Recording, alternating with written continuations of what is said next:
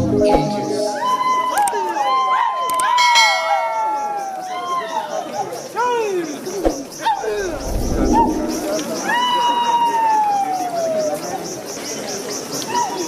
The Denun Basu is performed during most of the festivals and important occasions of the Butchering tribe of Nagaland.